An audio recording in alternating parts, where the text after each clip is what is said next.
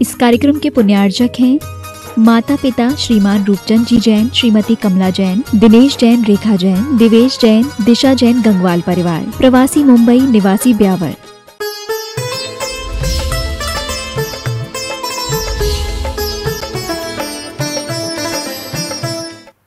आपको 4 बातें करते हुए हमने बोला, ड्यूटी इज माई ब्यूटी और pleasure is my treasure, happiness is my richness और बिजनेस इज माई बिजनेस।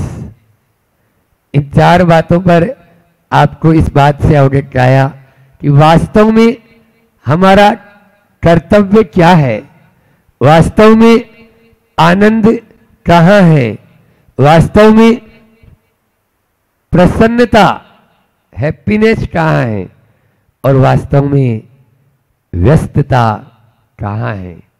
इन 4 को जब तक हम नहीं जानेंगे तब तक अपने जीवन को हम उन्नत नहीं बना पाएंगे, क्योंकि आदमी आज व्यस्त नहीं है, अस्त व्यस्त है। व्यस्तता होना खराब है ही नहीं। किसने कहा व्यस्तता होना खराब है?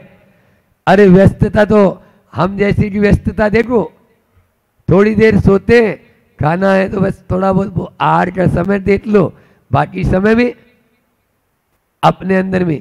तो ये व्यस्त होना बुरा नहीं, अस्त व्यस्त होना बुरा है। और आज के बहुतेरे व्यक्ति अस्त व्यस्त ही मिलेंगे। इसलिए अपने जीवन को यदि आगे बढ़ाना चाहते हैं तो हमें अपने कर्तव्य को समझना होगा, अपने उस कर्म को समझना होगा। कल मैंने कहा था कि कर्म कैसे करें, तो कर्म करने के लिए हमें सट कर्म की बात कही, खट कर्म की नहीं। खट कर्म तो खूब करते हैं, सट कर्म करो।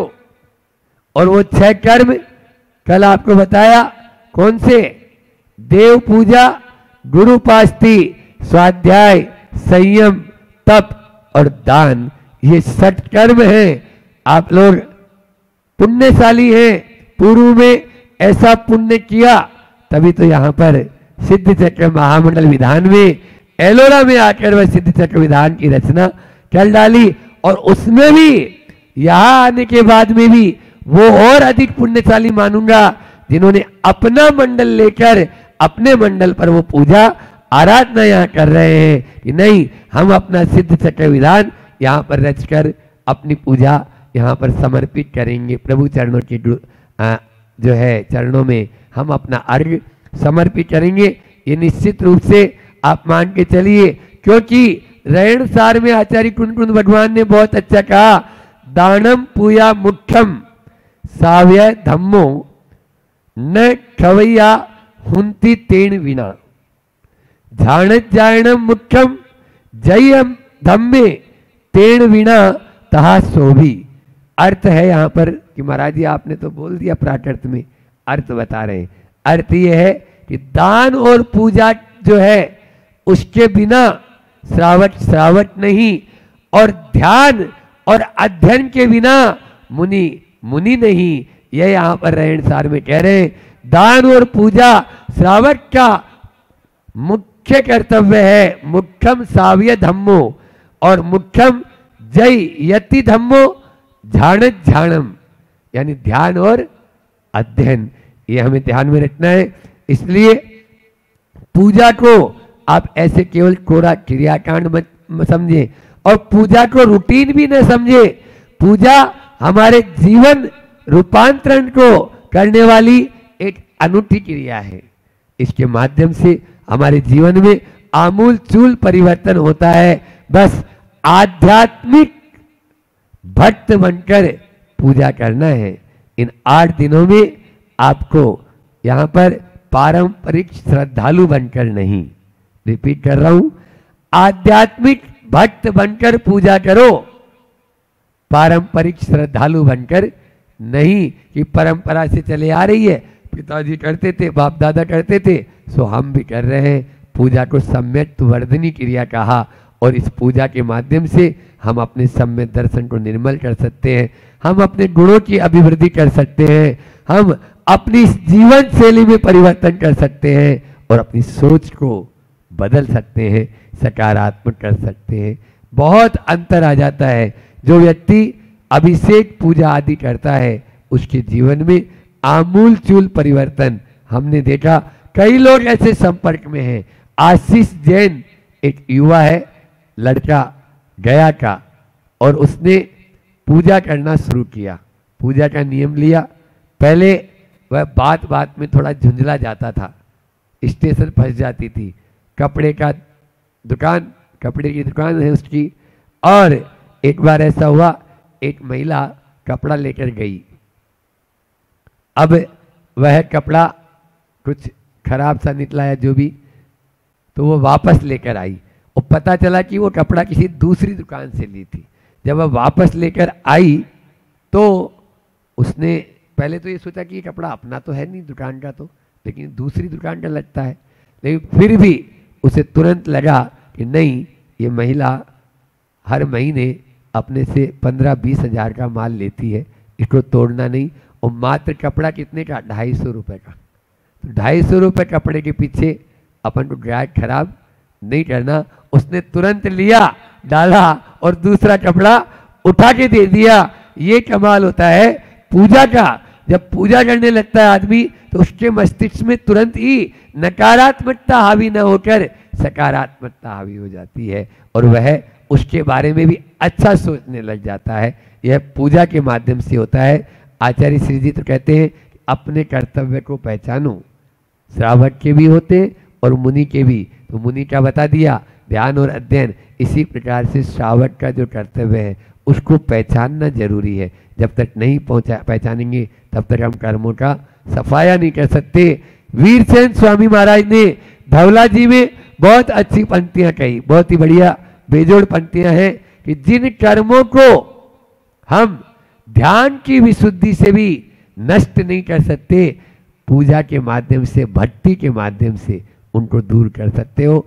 जिन बिंब दंसनेण निदत्ति निकाचित तस्वी मिच्छतादि क्रम क्षय दंसनादो। जिनेंद्र भगवान के दर्शन से, वंदन से हम निदत्ति निकाचित कर्मों का भी क्षय कर सकते हैं। और आगे कहते हैं कि जिनेंद्र पूजन दंसन वंदन नमनसने ही बहुकम पदेशाणम निज्जरो उपलब्धादो। यानी यहाँ पर कहा है कि जिनेंद्र भगवान के पूजन से, वंदन से, नमस्कार से, जो नमोकार मंत्र है उसके माध्यम से हम बहुत कर्मों का क्षय करके अपने उद्देश्य में सफल हो सकते हैं, अपने लक्ष्य को प्राप्त कर सकते हैं। लेकिन वो कौन सी भक्ति, कौन सी पूजा?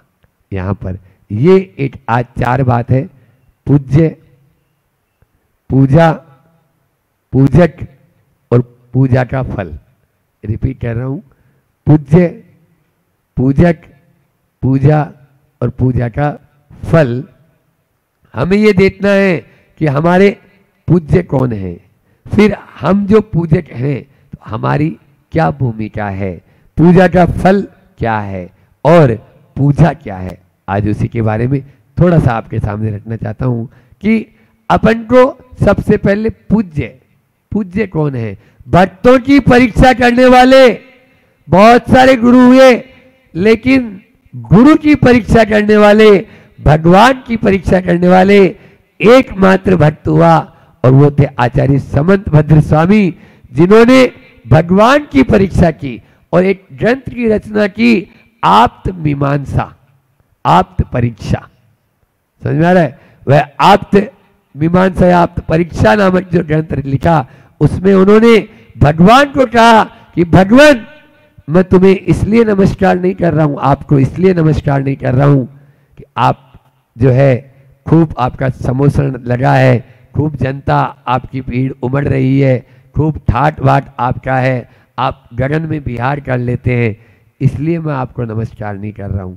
मैं इसलिए नमस्कार कर रहा हूं कि आप वीतरागी हैं, आप वीतरागी हैं, आप 18 दोषों से रहित हैं, आप में हम हमारी तरह वे दोस्त नहीं है जो दोस्त होते हैं। हम लोगों में, रागी में और वीतरागी में यही अंतर है कि हमारे में वे दोस्त हैं और प्रभु उनसे विरत हो चुके हैं, इसीलिए वे वीतरागी कहलाते हैं। मैं आपकी पूजा इसलिए कर रहा हूँ। यहाँ पर वह पूज्य हमारे लिए कौन है? राग आप लोगों ने पूजा में पढ़ा ना आज सुबह, राग सहित जग में रुलो मिले सरागी देव और वीतराग भेट्यो अबे मेटो राग कुटेव।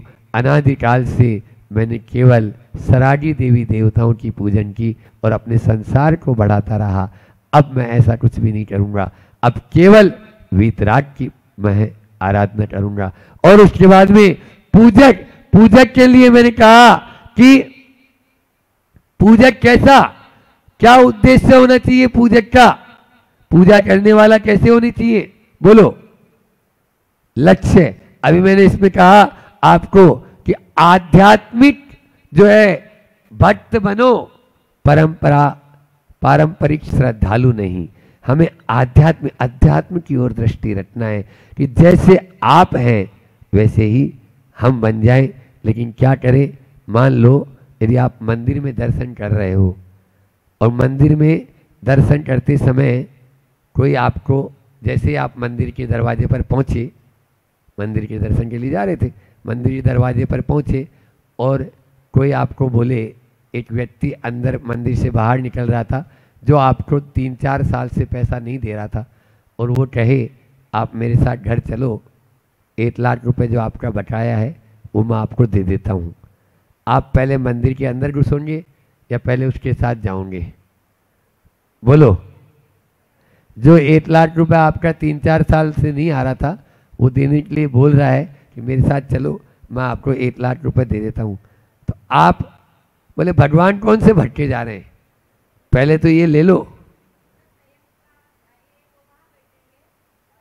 कोई नहीं, अभी आपकी बात हो रही है, आप संयम और असंयम की बात नहीं कर रहा हूं मैं यहां पर।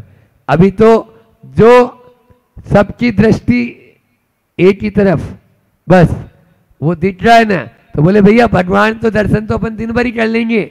आप देखिए, यदि आपके घर परिवार में कोई फंक्शन होता है, कोई कार्य होता है, तो सबसे पहले क्या छूटता है? कोई भी कार्य हो तो सबसे पहले मंदिर छूटेगा। अब रहने दो, कोई बात नहीं, भगवान को तो अपन रोज ही करते हैं, ऐसा नहीं।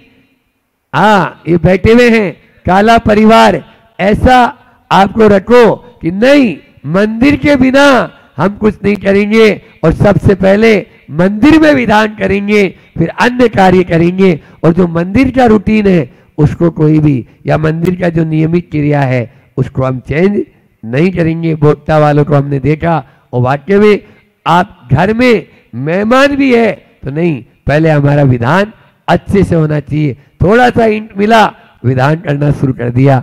ऐसे भी भक्त होते हैं और वही होना चाहिए, तभी आप अपने लक्ष्य की ओर बढ़ सकते हैं। इसके बाद में पूजा क्या है? तो पूजा जो है वो है जो एलोरा में रहती है, वो नहीं। हाँ, पू धातु से बना है और पू धातु फटकारने के अर्थ में ली जाती है, मंजन के अर्थ में ली जाती है, उपाय ढूंढने के अर्थ में। पूजा का अर्थ है उपाय ढूंढना, अपने कल्याण का उपाय ढूंढना पूजा कहलाता है ना। और फटकारना, सार को गई रहे और तोता दे उड़ाए, ये है पूजा।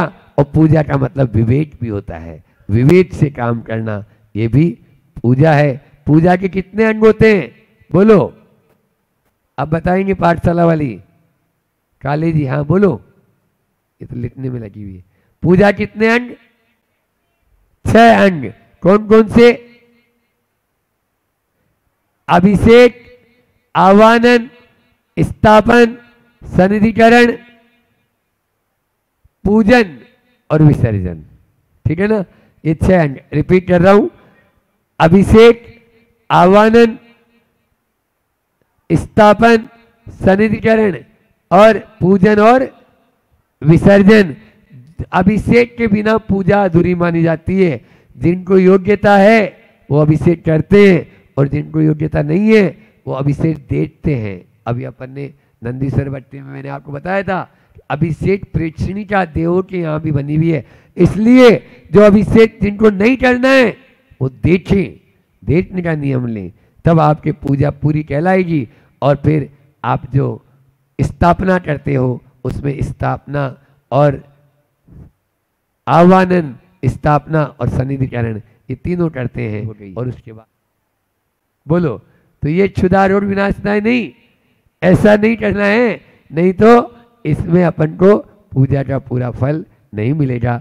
और पूजा का फल तो आचार्य समंत भद्र स्वामी ने बताया कि पूज्य, पहला है पूज्य, पूजक, पूजा और पूजा का फल। पूजा का फल तो देवेंद्र बनेगा, वह जो है अहमिंद्र बनेगा। इसके अलावा वह मुक्ति को भी प्राप्त करेगा। आज जो पूजा कर रहा है वो कल खुद पूज्य बन जाएगा, क्योंकि बाप बिना बेटा बने बिना कभी बाप बना जाता है क्या? बोलो ना। बेटा बनना नहीं चाहो और बाप बनना चाहो, कैसे बनेंगे?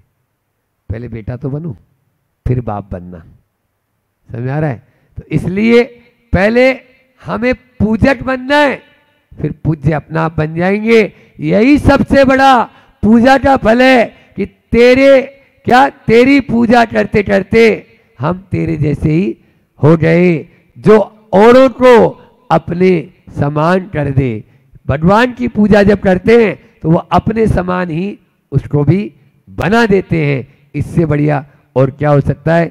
इसी के साथ में अभिषेक की जो बात आई, तो अभिषेक के बारे में बता दूं, अभिषेक भी 5 प्रकार का होता है। कौन कौन सा बताया था हमने?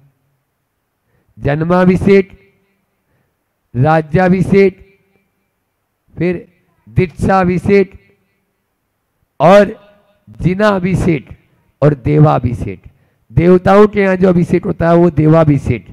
और राज्याभिषेक, पहला जन्माभिषेक, भगवान का जब जन्म होता है सौदर इंद्र आदि आकर जो अभिषेक करते हैं वह जन्माभिषेक। फिर उसके बाद में राज्य, कोई भी राजा को जब राजा बनाया जाता है वो राज्याभिषेक। और दीक्षाभिषेक, जब दीक्षा होती है हम दोनों की हुई तो अंतिम अभिषेक होता है। उसके बाद अभिषेक स्नान नहीं होता, अस्नान व्रतधारी बन जाते हैं। और उसके बाद जब पंच कल्याणक से युक्त जो प्रतिमा होती है उसका जो अभिषेक अपन जो मंदिर में जो अभिषेक करते हैं वो अभिषेक कौन सा है? जिनाभिषेक। इस प्रकार से यह अभिषेक और आह्वानन, स्थापन, सन्निधिकरण, पूजन और विसर्जन। विसर्जन तो आप जानते ही हो कि विसर्जन में शांति पाठ बोलते हैं और शांति पाठ के साथ में भावना भाते हैं कि शास्त्रों का वो पठन शुद्धा, लाभ सत्संगति का, सद्व्रतों का सुदृष्टि, दोष डाटू सभी का, बोलू प्यारे वचन इनके, आपका रूप ध्याऊं, तोलू सेऊ चरण जिनके मोक्ष जन पाऊं। ये 7 जिस प्रकार से फेरे होते हैं ना, फेरे, उस समय 7 प्रतिज्ञाएं करते हैं आप, ऐसे ही भक्त और भगवान का गठ जोड़ा होता है। और उस गठ जोड़े में ये 7 प्रतिज्ञाएं भगवान के सामने अपन करते हैं कि भगवान भाव भाव में जब तक मुझे मुक्ति की प्राप्ति न हो तब तक मैं इसी प्रकार से करता रहूं। इसी का, क्योंकि पूजा का सबसे अच्छा जो है कारण है वो है अहम का विसर्जन। अहम का विसर्जन होगा, अहोभाव का प्रादुर्भाव होगा, अहोभाव की प्राप्ति होगी। अहोभाव की प्राप्ति करना चाहते हो तो अहम का विसर्जन करें। आचार्य श्री जी भी हाइकू के माध्यम से कह रहे हैं कि अर्पित यानी मुख्य, समर्पित सो अहम का त्याग। आप प्रभु चरणों में कुछ अर्पित करना चाह रहे हो तो अर्पित यानी मुख्य, समर्पित सो अहम का त्याग। अहम का त्याग तभी होगा जब हम अपना जो मुख्य चीज है उसको समर्पित करेंगे। आपको यहाँ पर धन का त्याग नहीं करना है, जितना कर सको उतना करो, लेकिन यहाँ पर कसाईयों का त्याग करो। अहम का विसर्जन तभी हमारे लिए पुण्य का उपार्जन। अहम का विसर्जन हुए बिना पुण्य का उपार्जन नहीं होगा। व्यवस्थाएं बनाने वालों ने सब व्यवस्थाएं बना दी, अब अपन को क्या करना है, इन 8 दिनों में कसाय का त्याग करना है। मैंने सवेरे ही बोला था, मन प्रशस्ते वचस प्रशस्ते काय प्रशस्ते च कसाय हानि, इसी का नाम सतली किया है। सतलीकरण किसे बोलते? मन, वचन और काय की प्रशस्तता के साथ कसायों की हानि होना ही हमारे लिए यह सतलीकरण होगा। आज आप लोगों ने ध्वजारोहण और घट यात्रा के साथ ये कार्य प्रारंभ किया है, सतलीकरण भी हो गया है। बस अब अपन धीरे धीरे धीरे धीरे जिस प्रकार से एक एक अर्घ बढ़ते जाएंगे, हमारे अंदर में अहोभाव भी बढ़ता जाएगा और अहम भाव कम होता चला जाएगा। बस वह अहम भाव कम हो और अहोभाव बढ़े, इसी भावना के साथ अहिंसा परमो धर्म की आचार्य गुरुवर विद्यासागर जी महामुनि राज विचार। आप शेलिक, आप जेम्स आदि खाने के पहले कैडबरी कंपनी की जितनी चीज़ें हैं लगभग सभी में बनता है, मिलाया जाता है, ये वास्तविकता है। आप जिस शैम्पू का प्रयोग करते हो, वो जो शैम्पू है उस शैम्पू में क्या है, तो कहते हैं उन शैम्पुओं में अंडे की मात्रा मिलाई जाती है।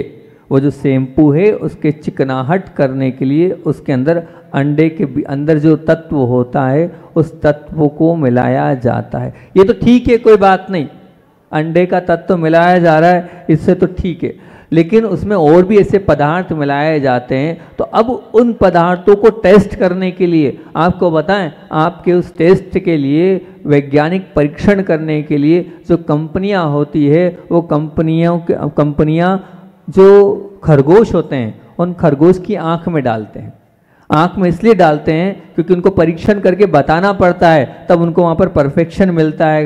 जब उनको वहाँ से ऑर्डर मिलता है सरकार के पास से कि ये देखिए हमने खरगोश की आंख में, क्योंकि बाकी जीवों की आंख जो है वो आपसे बहुत हार्ड होती है, मतलब गाय की है, बैल की, अन्य प्राणी की, खरगोश की आंख और आपकी आंख इक्वल होती है।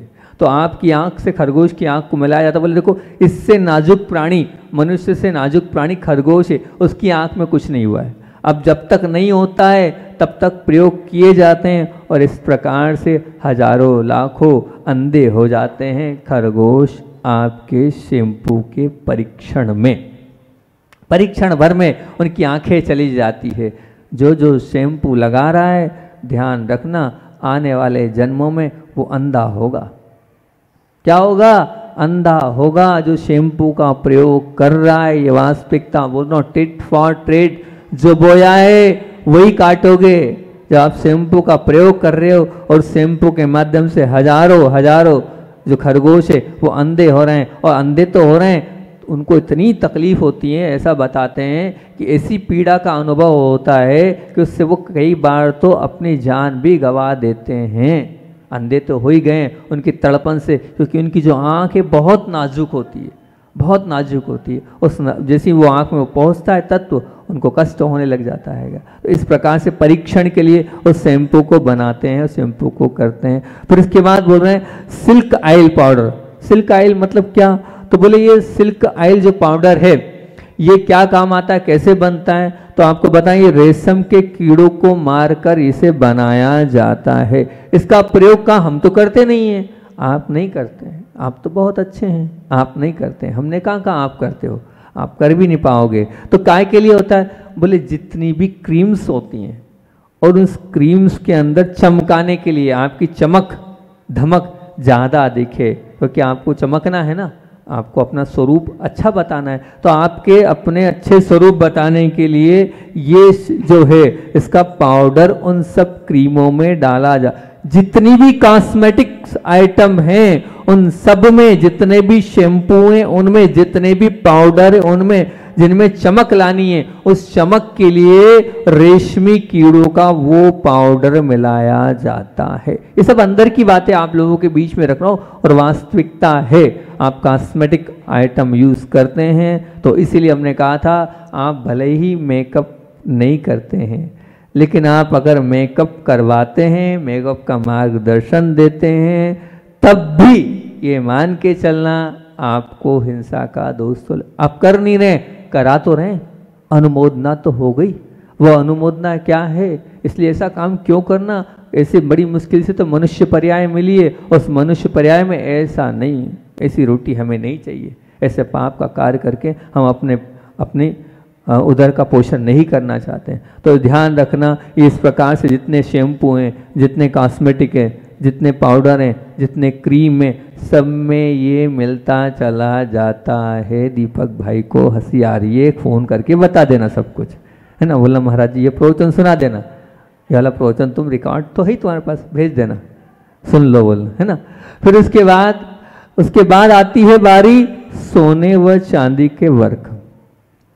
सोने वो चांदी का वर्क क्या है, वैसे सब जानते हैं, इसको बहुत अच्छे से जानते हैं, लेकिन मैं इसलिए बार बार सुना रहा हूँ कि बार बार सुनोगे तो मानसिकता बनती चली जाएगी कि ये है, इसलिए ये कोई नई चीज में नहीं ला रहा हूँ। सब लोग आप सुन चुके हो, पढ़ चुके हो, फिर भी ऐसा है उद्बोधन हो जाएगा तो थोड़ी आपकी दृष्टि चली जाएगी, एक व्यक्ति भी सुधर जाएगा तो मैं समझूंगा बहुत अच्छी बात है।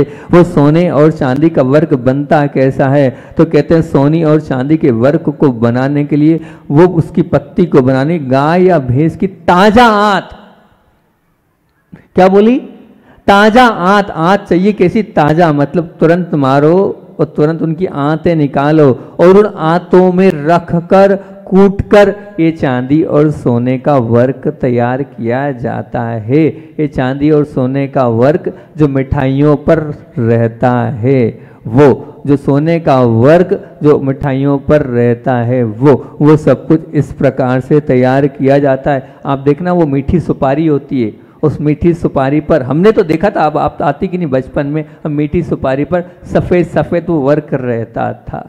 तो वो सब वर्क जो काहे से आता है, ये मिठाई है, पान है, पान पर भी हम देखते थे, पान पर भी हम जब इंदौर में वहाँ जाते थे ना, हाँ, तो वहाँ पर उसमें भी जो है वैसी वो लगा के ऐसा देते थे। तो ये सब क्या है, ये सब ये मान के चलना कि ये हिंसात्मक है, क्योंकि वो आंत आ रही है, उन आंतों में उसको कूटा जा रहा है, वो सोने चांदी का वर्क हो रहा है। तो वो है एक और बहुत महत्वपूर्ण बता रहा हूं आपको, जो लगभग सभी सामग्रियों में डल रहा है, और वो डल तो रहा है, हिंसात्मक तो है, लेकिन हिंसा तो बात की बात है, वो शारीरिक हानि पहुंचा रहा है, और वो है अजीनोमोटो।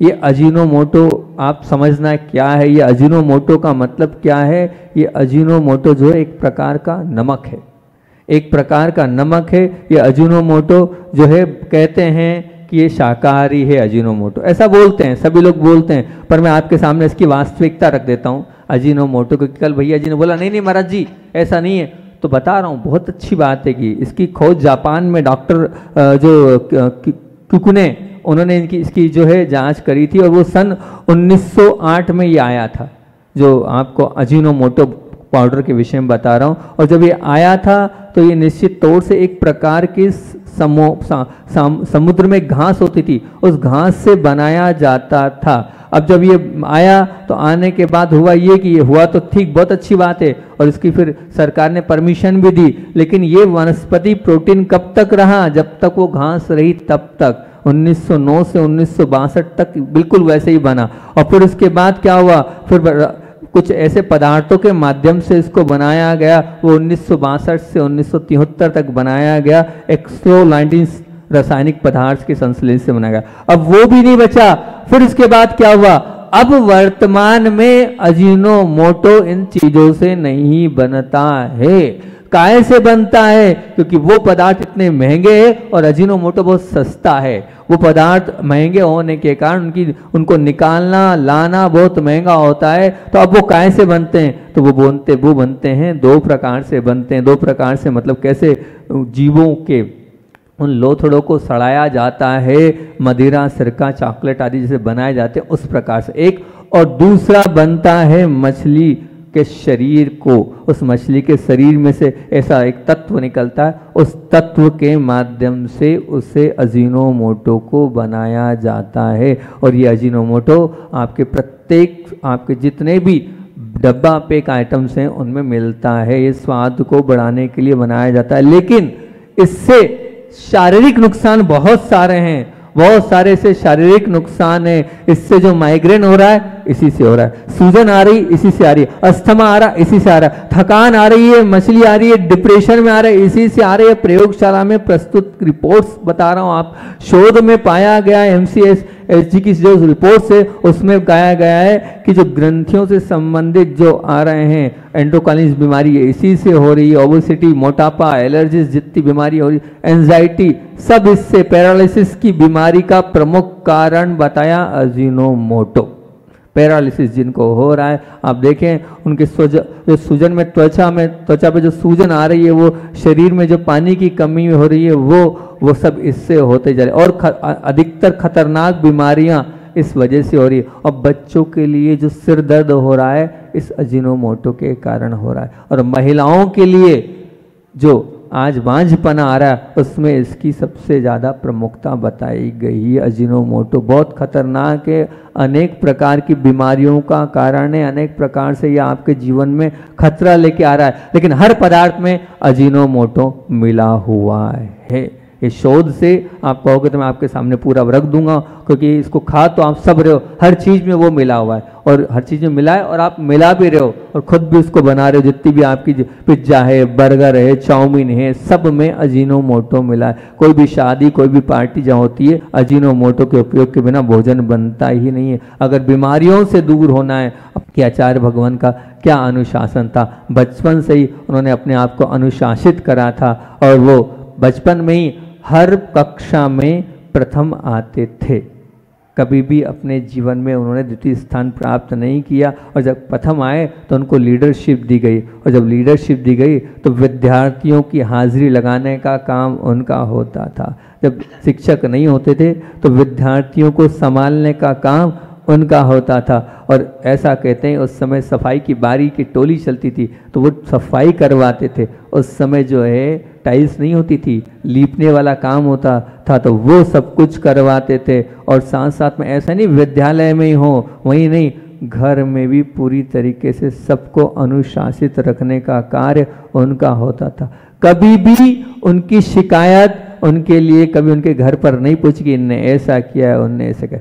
कभी भी उन्होंने अपने मुंह से गंदे शब्द या गाली नहीं दी है। इसलिए मिलिट्री जैसा शासनवद उनका बचपन रहा है और इस प्रकार से वो अनुशासित स्वयं को भी रखते थे और दूसरों को भी अनुशासन पलवाते थे। बोलिए आचार्य भगवान विद्यासागर जी महामुनि राज की।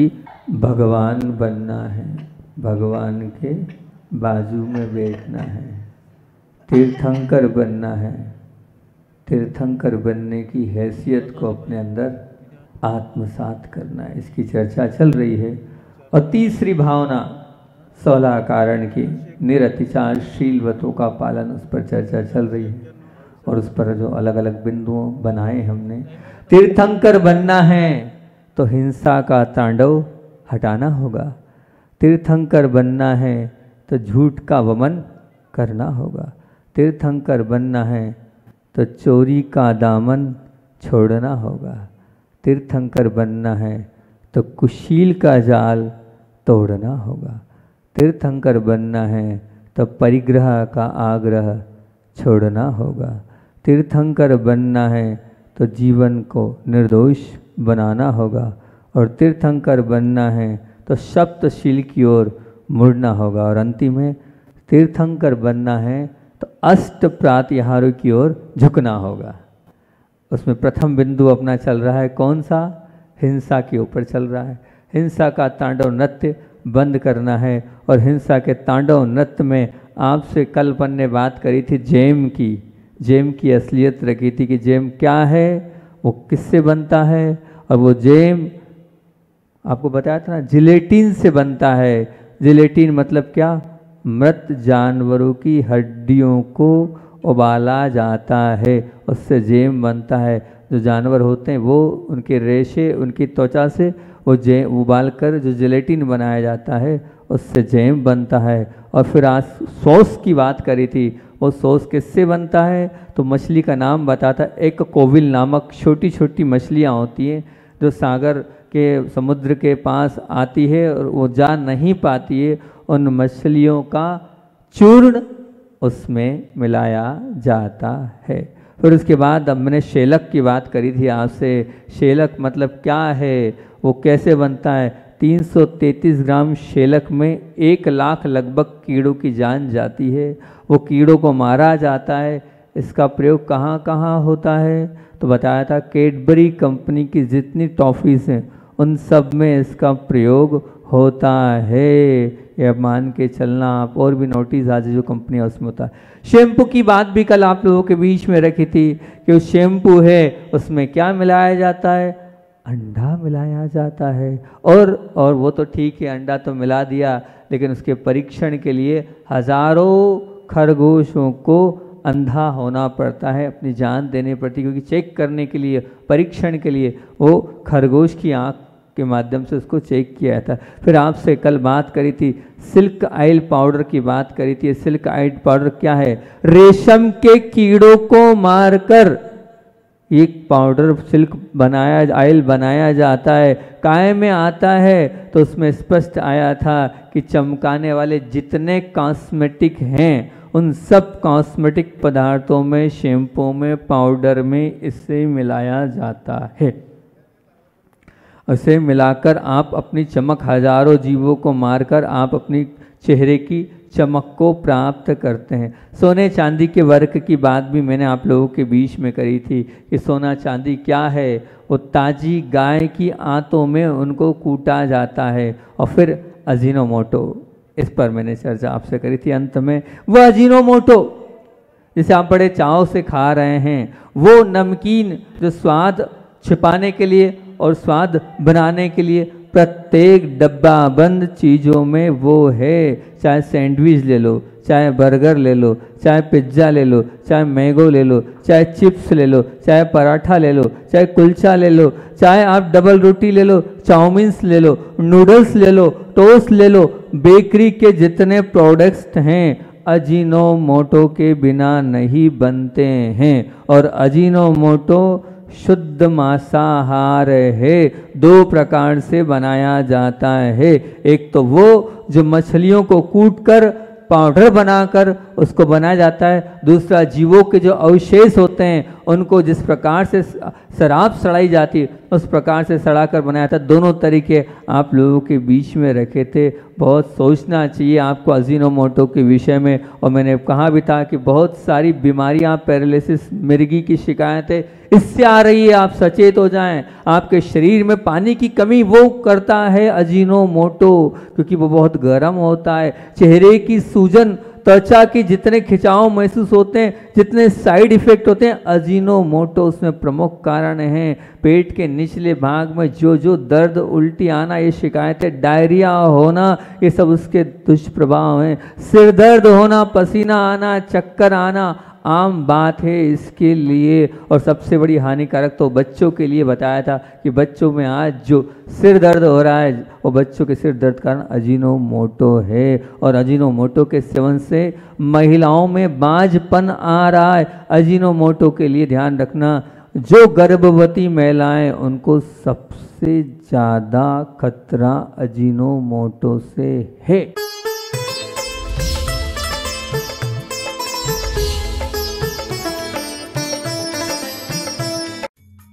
इस कार्यक्रम के पुण्यार्चक थे माता पिता श्रीमान रूपचंद जी जैन, श्रीमती कमला जैन, दिनेश जैन, रेखा जैन, दिवेश जैन, दिशा जैन, गंगवाल परिवार, प्रवासी मुंबई, निवासी ब्यावर।